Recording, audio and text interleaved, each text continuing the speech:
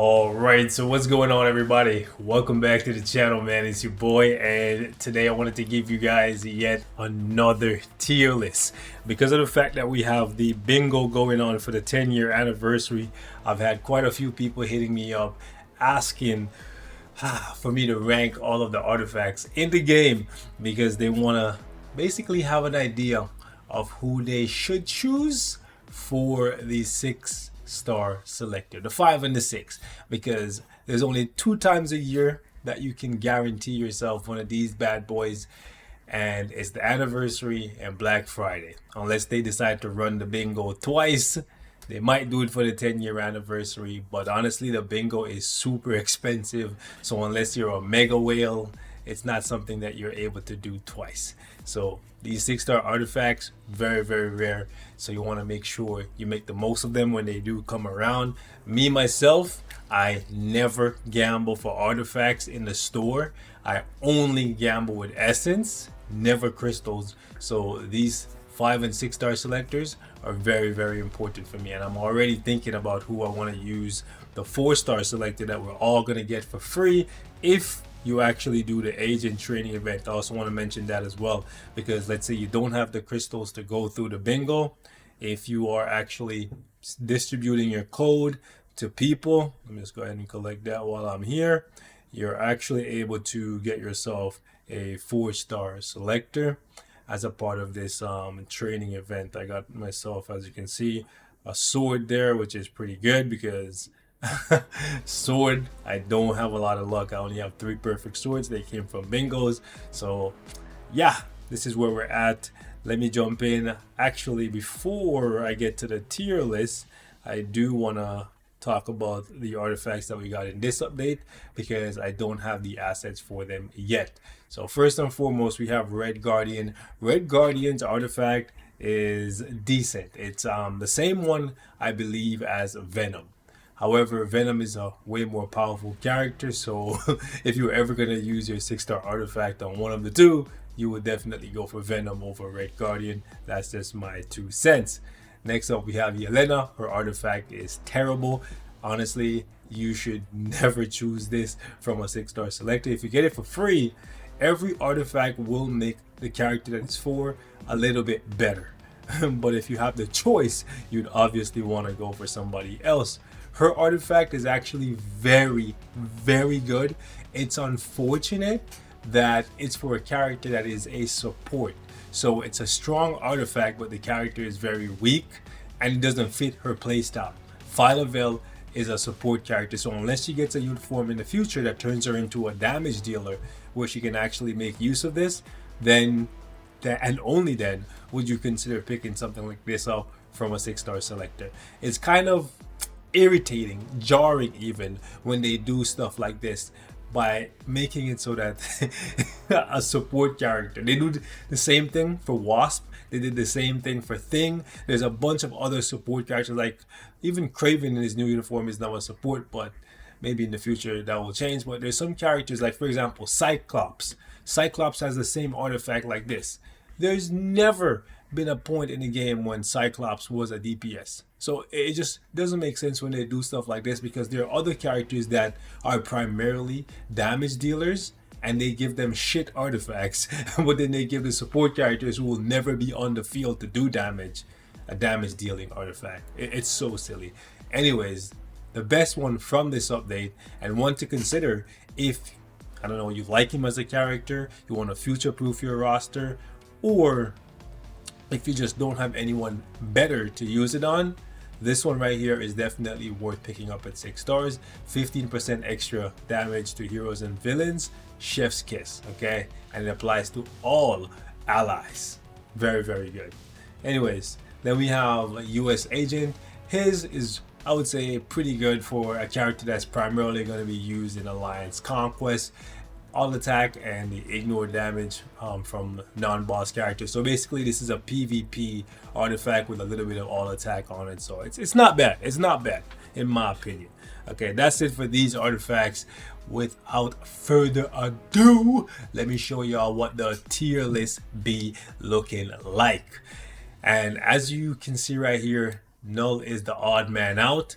because his artifact is one of the strongest in the game. It's literally the same thing that Philaville has. However, it fits him perfectly because he's a damage dealer. He's meant to kill everyone, heroes and villains.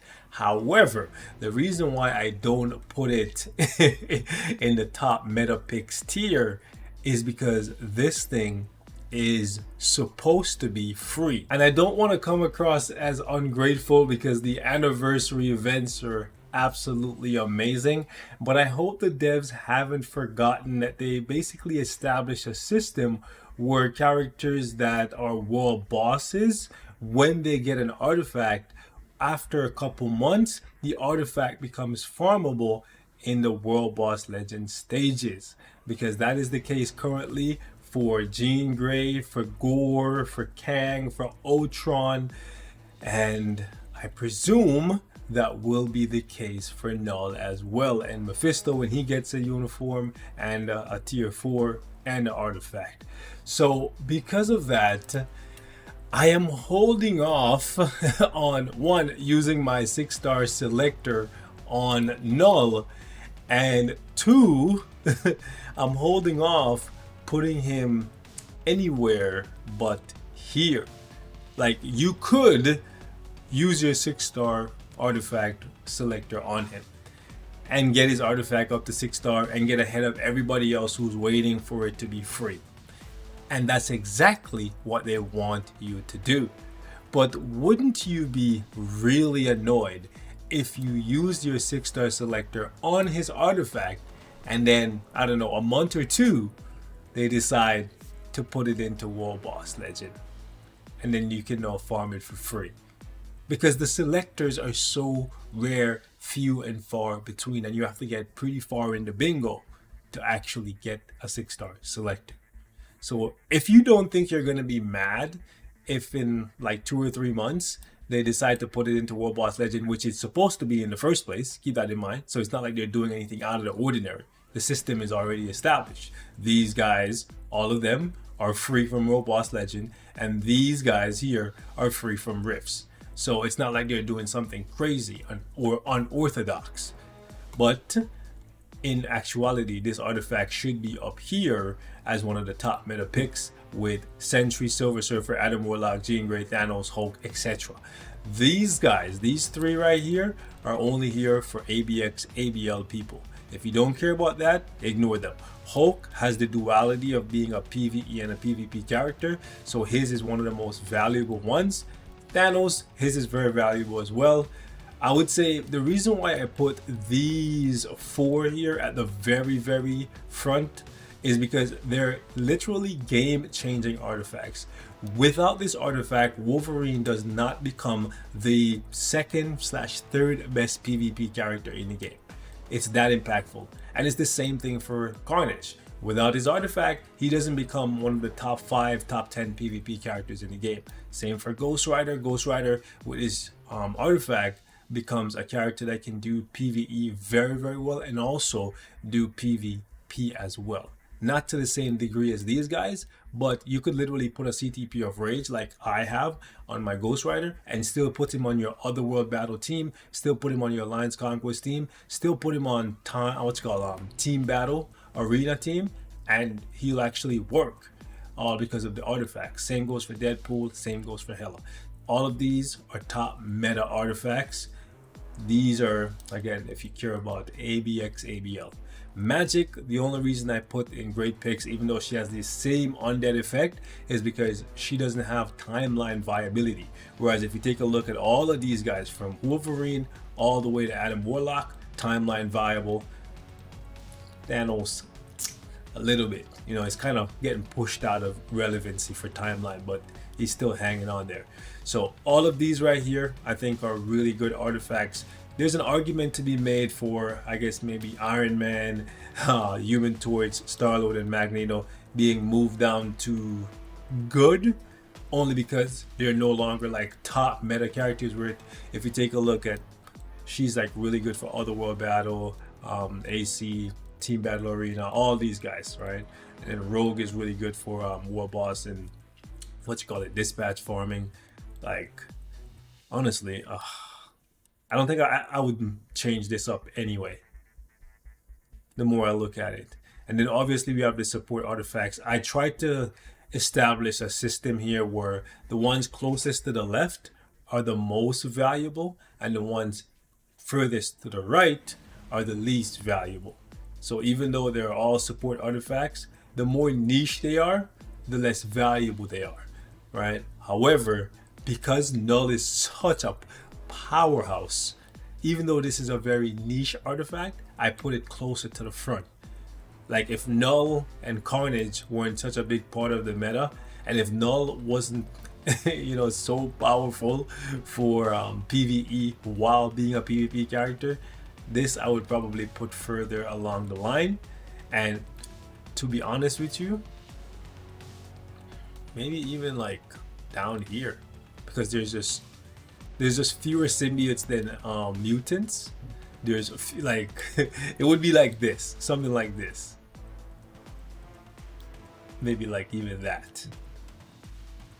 But I'm gonna leave it here. I think Agent Venom being able to buff Null and Venom, two of the strongest characters in the game, with his artifact and uniform combination is really, really, really good. And the artifact is worth picking up if you don't have it. Anyways, this one right here probably should go over to like here. Anyways, as for these artifacts right here, I think the category itself is self-explanatory. The artifacts are strong, but the characters are weak. The characters need new uniforms, or their playstyles need to be changed to coincide with the artifacts that they have. Wasp being the perfect example. Her artifact is the same as Phyla-Vell. But Wasp, yes, she's on the field for Otherworld Battle and Alliance Conquest and stuff, but she's just not strong enough to use an artifact like that. So you would never use a 6-star selector on her. These artifacts, like for example, Doctor Strange is one of the strongest PvE characters in the game, but his artifact is just borderline good, right? And that's how I feel about the majority of these artifacts. However, if you actually looked at this list, you'll notice the characters that have tier 4 available to them, I made it so that they were at the very front top portion of the tier list, because I feel as though tier 4s benefit the most from the artifact. So if you're gonna tier 4 one of these guys and you get like a 4-star version of their artifact, it's a little bit more helpful than if the character is tier 3. And then as for the second half of this this category, starting from, I believe, yes, about Wong to about Swordmaster, all of these artifacts benefit people who play like Alliance Conquest. You're gonna notice all of these characters are like prominent in Conquest. Like for example, Kate Bishop gets iframe ignored from her artifact. Shuri's always on the field to buff in AC, that kind of stuff. Toxin is pretty good for AC. And then the rest of these characters, the artifacts are decent. You know what I'm saying? So again, that's why I put it in the good category. Like for example, they get a little bit of attack and a little bit of dodge. Pretty useful, I guess. But honestly, the artifacts themselves, I guess I could put his up a little bit higher. I think it's like 20% attack. They should have given him the 20% giga dodge that they gave to honestly some of the characters that are in this category right here. I think like she has the 20% giga dodge. She has it. Like think about it. Like White Tiger has a better artifact than Daredevil. Like she has a higher chance of dodging attacks than the blind man that can see without seeing. Make it make sense. And then this tier right here are just artifacts that you should never select as 6 stars. Like if I got them as 6 stars, I would even consider burning them to reroll a better artifact. That's how bad they are, in my opinion. Anyways, ladies and gentlemen, we're gonna wrap it up right here. Leave me your thoughts in the comment section. If you would, I would say, change this tier list around, move people up or down. Let me know which ones you would move, because I honestly think this is pretty representative of where these artifacts currently are in the game and how much value they actually offer. But I'm open to suggestions. Leave me your thoughts in the comments. I'm gone.